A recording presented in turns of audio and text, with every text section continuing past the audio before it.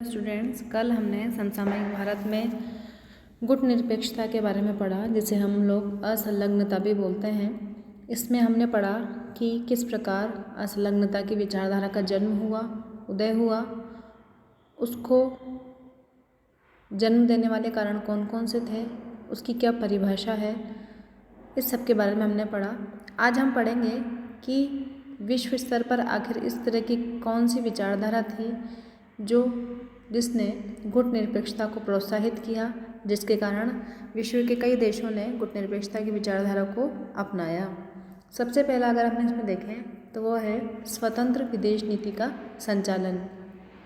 आज जिस तरह का माहौल विश्व स्तर पर है, उसमें अधिकतर राष्ट्र गुट निरपेक्षता की विचारधारा को अपनाने के लिए तैयार हैं, क्योंकि सभी राष्ट्र अपने आप को किसी के अधीन न रखकर स्वतंत्र रूप से अपनी विदेश नीति का संचालन करना चाहते हैं। आज कोई भी राष्ट्र यह नहीं चाहता कि वह किसी और राष्ट्र के अंतर्गत रहकर उसके अधीन कार्य करे। इस तरह स्वतंत्र विदेश नीति का संचालन करने की इच्छा से विश्व के सभी राष्ट्र इस विचारधारा की ओर, इस आंदोलन की ओर आकर्षित हुए हैं। दूसरा है सैनिक गुटों से पृथक रहने की नीति। द्वितीय विश्व युद्ध समाप्त होने के बाद हमने पढ़ा कि विश्व दो गुटों में बंट चुका था। दोनों गुटों ने अपनी विचारधारा को प्रोत्साहित करने के लिए और दूसरों की विचारधारा को कम करने के लिए सैनिक गुट का निर्माण किया। अमेरिका तथा रूस दोनों गुटों से अपना पृथक अस्तित्व बनाए रखने के लिए गुट निरपेक्ष एक तीसरी शक्ति के रूप में या तीसरे के रूप में उभरा। 1945 से 50 के बाद जब अफ्रीका और एशिया के कई देश स्वतंत्र हुए, तो उस समय उनकी आर्थिक स्थिति काफ़ी कमज़ोर थी और वह इन दोनों गुटों में पड़कर अपनी स्थिति को और अधिक खराब नहीं करना चाहते थे। तो उन्होंने इस कारण गुट निरपेक्षता की नीति पर चलकर विश्व राजनीति में अपना स्वतंत्र अस्तित्व बनाए रखने और स्वतंत्रता बनाए रखने का एक प्रयास किया। शीत युद्ध 1945 के बाद दुनिया जब दो गुटों में बटी हुई थी, अमेरिका और सोवियत संघ में, तो उनमें अपनी अपनी विचारधारा के कारण वैचारिक मतभेद की स्थिति हुई। स्थिति इतनी गंभीर हो गई कि एक दूसरे के प्रति मतभेद हुए, मौन रूप में एक दूसरे के प्रति व्यंग्य बाण की वर्षा होने लगी। इस तरह की लड़ाई अस्त्र शस्त्र से लड़ने वाली लड़ाई से अधिक भयंकर थी। एक दूसरे के प्रति कटुता की भावनाएं जब बढ़ने लगी, तो उस भावना को उस दौर में शीत युद्ध कहा गया। इस समय स्वतंत्र हुए देशों ने इस नीति का समर्थन न करते हुए पृथक रहने का निर्णय किया, क्योंकि कोई भी राष्ट्र यदि किसी भी एक गुट से संबंधित होता तो उसे या तो आक्रमण की मार झेलनी पड़ती या फिर लंबे समय तक वहाँ पर अशांति की स्थिति बनी रहती। ऐसे में एशिया और अफ्रीका के अधिकांश राष्ट्रों ने अपनी विदेश नीति में इस तत्व को शामिल करके गुट निरपेक्षता की विचारधारा को अपनाया।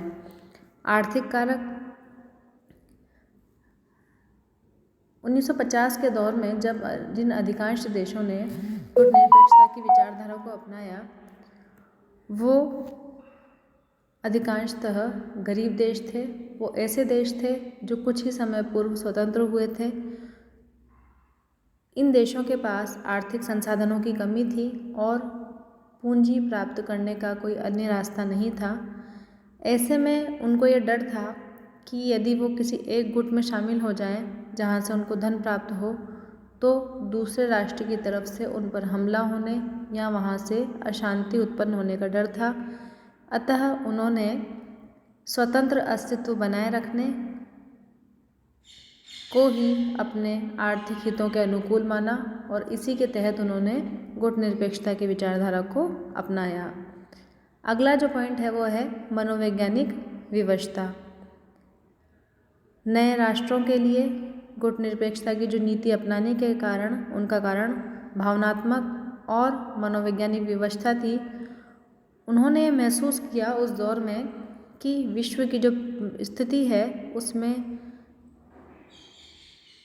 यही सबसे श्रेष्ठ होगा कि वो दोनों गुटों से अलग रहकर गुटनिरपेक्षता की नीति का पालन करें ताकि राष्ट्र का विकास सही ढंग से हो सके।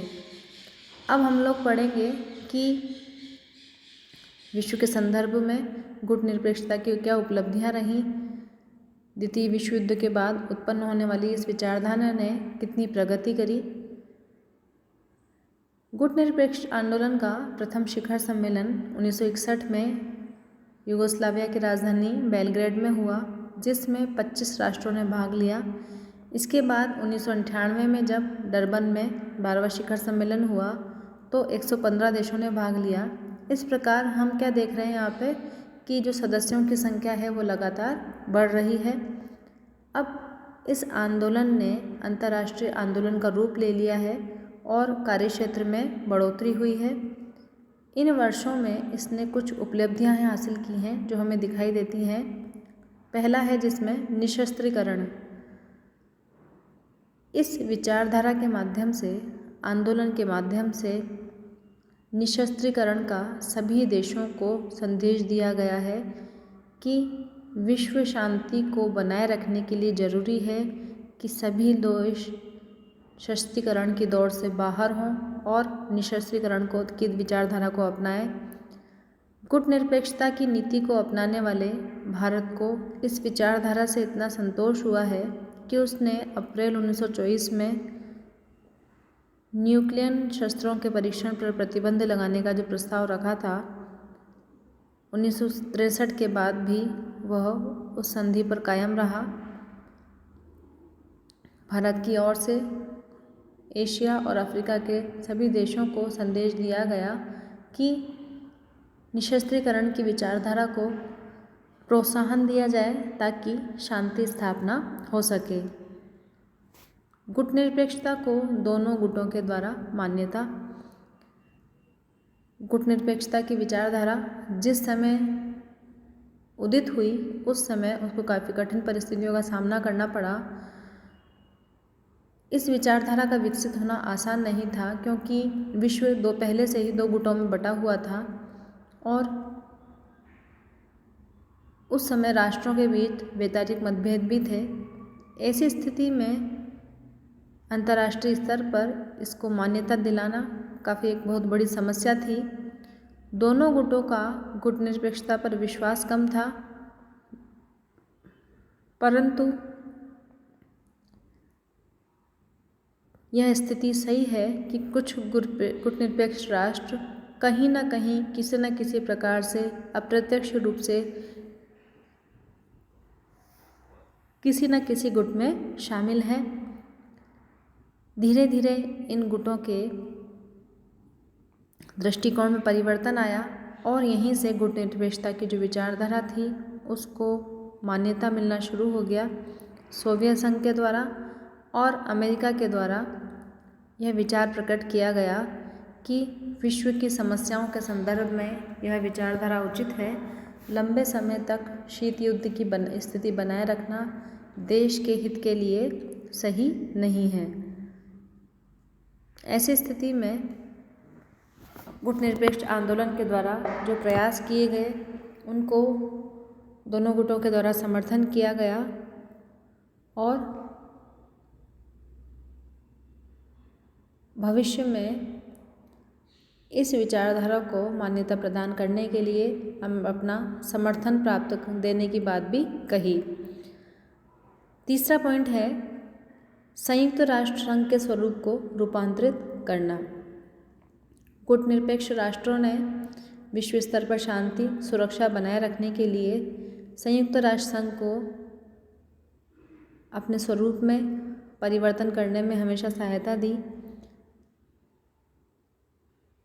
संयुक्त राष्ट्र संघ ने शीत युद्ध की स्थिति में सदस्य देशों के बीच में शांति स्थापित करने में अपना योगदान दिया।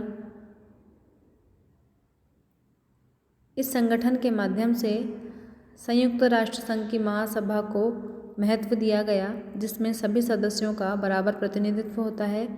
सुरक्षा परिषद का कम महत्व किया गया। उसकी मूल संकल्पना विश्व संगठन के सबसे महत्वपूर्ण अंग के रूप में की गई। इस तरह से इस विचारधारा के माध्यम से इसके स्वरूप में परिवर्तन आया और विश्व की प्रमुख शक्तियों का प्रभाव कुछ कम हुआ।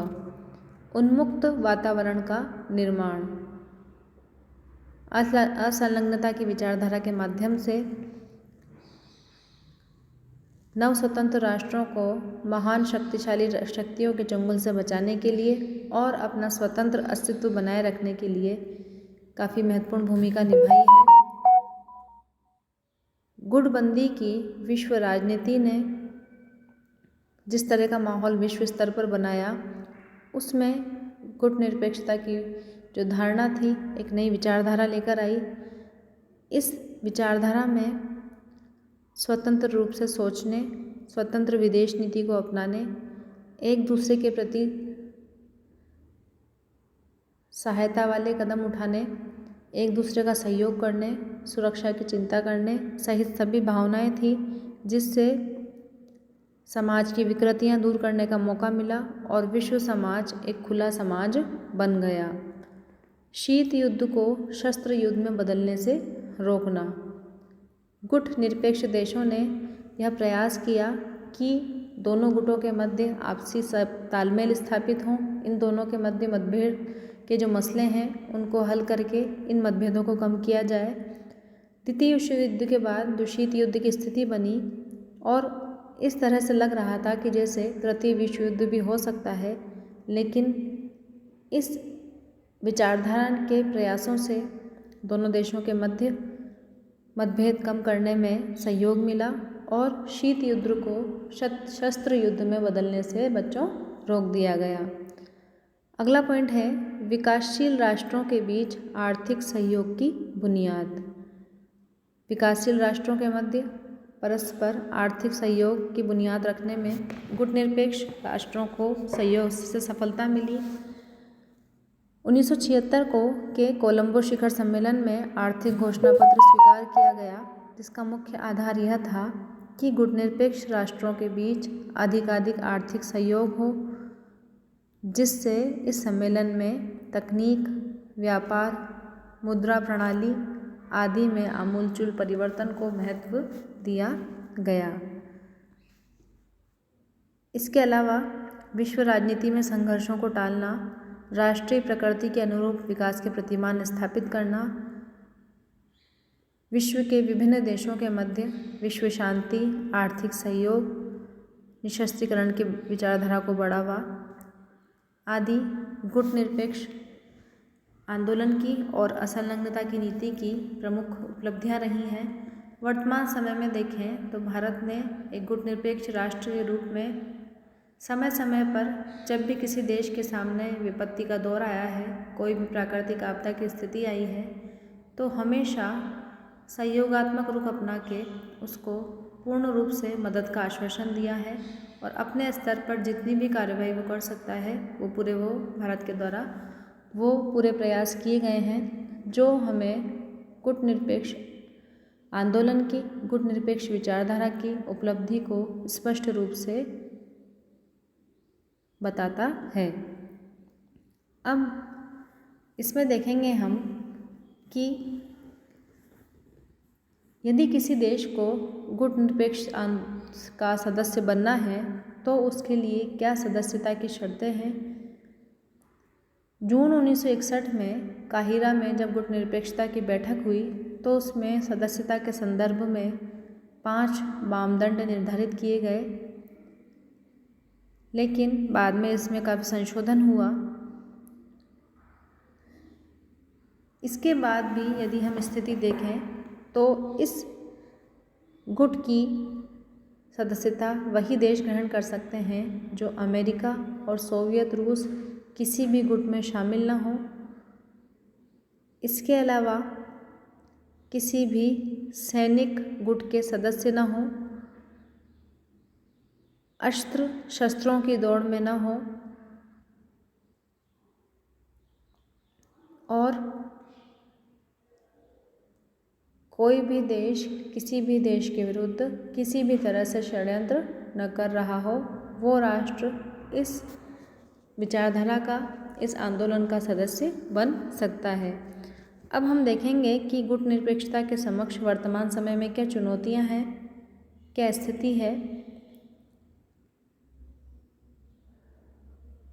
आज की स्थिति को देखा जाए, एशिया, अफ्रीका, यूरोप और लैटिन अमेरिका आदि को आज भी परिस्थितियों के कारण विभिन्न चुनौतियों से गुजरना पड़ रहा है। ये चुनौतियां हैं जैसे आर्थिक पिछड़ापन, सैनिक दबाव की स्थिति, गुटनिरपेक्ष देशों में अस्थिरता, गुटनिरपेक्ष विरोधी राष्ट्रों की संख्या में वृद्धि, नैतिकता, पारस्परिक वैमनस्य की भावना आदि कुछ ऐसे कारण हैं। इसके अलावा अंतर्राष्ट्रीय परिस्थितियाँ आदि कुछ ऐसे कारण हैं जिन्होंने गुटनिरपेक्षता की विचारधारा को रोकने और उसके बीच में कठिनाई पैदा करने का काफ़ी प्रयास किया है। कुछ लोगों के द्वारा गुटनिरपेक्ष आंदोलन की आलोचना भी की गई है। किस बिंदुओं के आधार पर इनकी आलोचना की गई है उनके बारे में हम पढ़ेंगे। अवसरवादिता की नीति कहा है इसको पश्चिमी आलोचकों ने। उन्होंने कहा है कि यह अवसरवादी नीति है। जब किसी देश को अपना काम निकालना होता है तो वह इस तरह की नीति को अपनाकर अपना काम पूरा करवा सकते हैं। गुटनिरपेक्ष देश दोहरी कसौटी का प्रयोग करते हैं। वो साम्यवादी और गैर साम्यवादी गुटों से अधिक लाभ प्राप्त करने का प्रयास करते हैं, जिस पक्ष से सहायता मिले उस पक्ष का, लेकिन यह विचारधारा गलत है। इसके अलावा जो बात कही गई है, अव्यावहारिकता, बाह्य निर्भरता, संकुचित नीतियाँ, दिशाहीन आंदोलन, बुनियादी एकता का अभाव, राजनीतिक नीतियाँ, असुरक्षित नीति आदि के माध्यम से इसकी आलोचना करने का प्रयास किया गया है। अब हम देखेंगे कि गुटनिरपेक्ष आंदोलन की स्थापना के प्रति विश्व के राष्ट्रों का क्या दृष्टिकोण रहा, क्या उनकी नज़र में गुटनिरपेक्ष आंदोलन सफल है। गुटनिरपेक्ष आंदोलन के संबंध में विश्व की प्रमुख शक्ति अमेरिका का कहना है कि सही मायने में देखा जाए तो वह अंतर्राष्ट्रीय स्तर पर उसको निर्गुट आंदोलन का वह प्रशंसक नहीं है, क्योंकि अमेरिका का ऐसा मानना है कि अंतर्राष्ट्रीय स्तर पर उसको जितनी परेशानी सोवियत संघ से नहीं हुई है, चीन से नहीं हुई है, उससे ज़्यादा निर्गुट राष्ट्रों से हुई है। अधिकांश देश अमेरिका के खिलाफ एकजुट हैं। अधिकांश देशों के द्वारा अमेरिका की पूंजीवादी व्यवस्था का विरोध किया गया है। इस आंदोलन को व्यवस्थित और सही मायने में निर्गुट बनाने में काफ़ी समय लगेगा, क्योंकि इसमें कुछ सदस्य ऐसे हैं जो समय पड़ने पर किसी भी गुट में शामिल होने में संकोच नहीं करते। सोवियत संघ की नीति, रूस हमेशा से विश्व के जितने विकासशील देश हैं उनका समर्थक रहा है।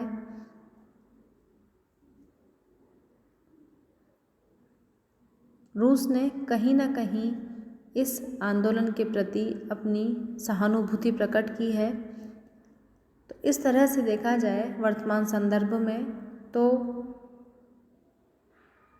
गुटनिरपेक्ष आंदोलन में वर्ष भर समय समय पर इसकी बैठकें होती हैं, जिसमें इसके सदस्य देश भाग लेते हैं। आवश्यकता इस बात की है कि सदस्य देश जो भी हैं वो समय समय पर इसकी स्थिति की, विकासशील देशों की स्थिति की समीक्षा करें, उसमें जो कमियां हैं उनमें आपस में सुधार करें और एक दूसरे के प्रति सहयोग की भावना रखें और वही कार्य करें जो उनके राष्ट्र हित में हो। किसी भी गुट में शामिल होकर इस विचारधारा के को कमज़ोर करने या इसको ख़त्म करने का प्रयास नहीं करें, तभी गुटनिरपेक्ष आंदोलन जो है सही मायनों में सफल हो सकता है। तो इसके बारे में आप लोग पढ़ें डिटेल में, काफ़ी इम्पोर्टेंट है। छोटे क्वेश्चन पढ़ें कि विचारधारा का जन्म कब हुआ, वर्तमान समय में इसका शिखर सम्मेलन कहाँ हुआ है, और इसके बारे में बड़ा क्वेश्चन भी पूछा जा सकता है। धन्यवाद।